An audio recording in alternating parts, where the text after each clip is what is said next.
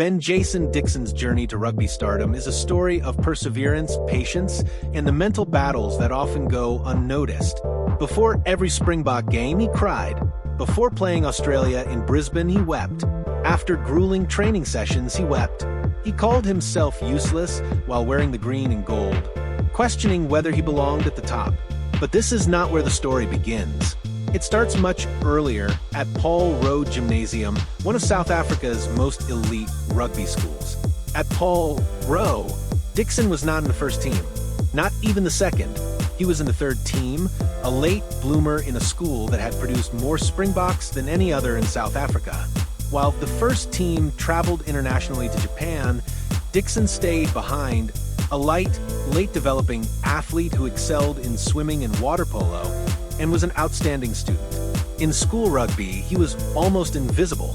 The other kids called him a hostile stock, a slang term for the overlooked player who does all the grunt work while the stars get the glory.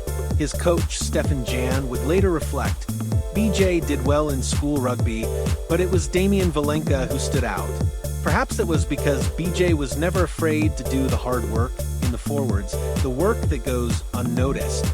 Valenka went on to debut for the Springboks at just 19 and eventually became a World Cup winner. Meanwhile, Dixon continued grinding in obscurity.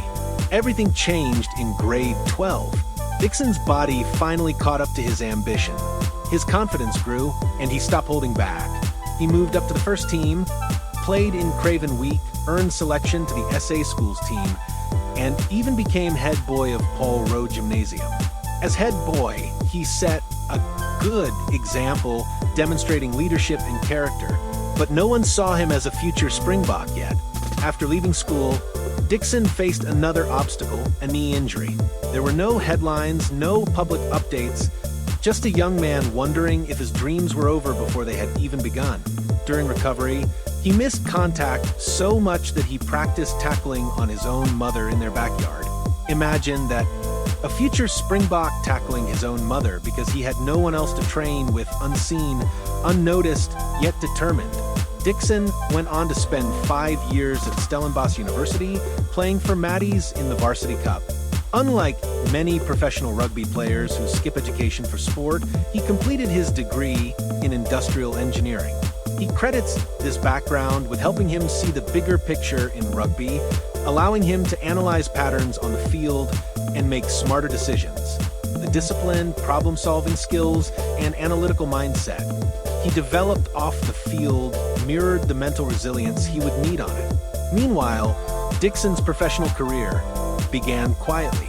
He played for Western Province in the Currie Cup and for the Stormers in Super Rugby. He was a solid player, respected by teammates, but he wasn't a star. While his former schoolmates like Damian Valenka, Edwulf van Derve, and Stephen Cutts were wearing green and gold, Dixon remained patient, honing his skills and waiting for his opportunity. At 24, with an engineering degree and years of consistent provincial performance, he was still not a Springbok. Then in July, the call came. Dixon, years after leaving Paul Row, was selected for the Springboks. But the hardest part had only just begun. Entering the Springbok camp, he saw legends, World Cup winners, and established stars, and immediately compared himself. The self-doubt, the anxiety, the pressure hit him all at once. I tried too hard. I felt useless, he admitted. The mental toll of finally getting to the top after years of invisibility and struggle was immense. Before playing his first test against Portugal in Bloemfontein, Dixon cried. He had to battle the fear of not belonging and the weight of proving himself to everyone, but most importantly to himself. The mental cost of chasing a dream, often overlooked, was significant. Yet, when the whistle blew, Dixon transformed. He didn't just play, he dominated. One try, relentless tackles, and assertive runs earned him comparisons to established stars like Pieter-Steph du Toit.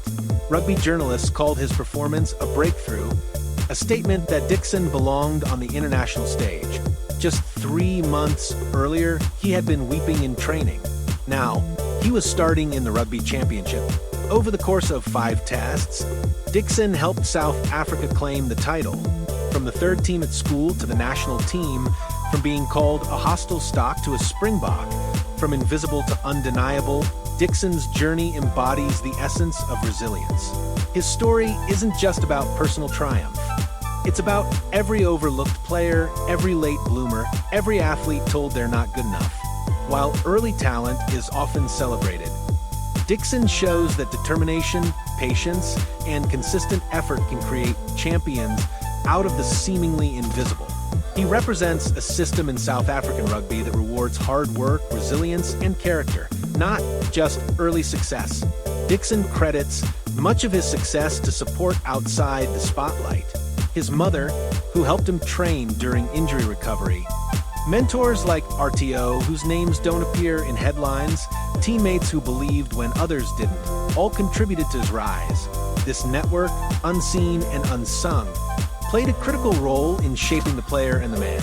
By openly admitting his struggles, crying before matches, feeling useless, battling anxiety and self-doubt, Dixon sent a powerful message to an entire generation of athletes. It's okay to struggle, it's okay to doubt, it's okay to cry. And despite that, you can still become a champion. In a sport that prizes toughness, he showed that vulnerability is a form of strength.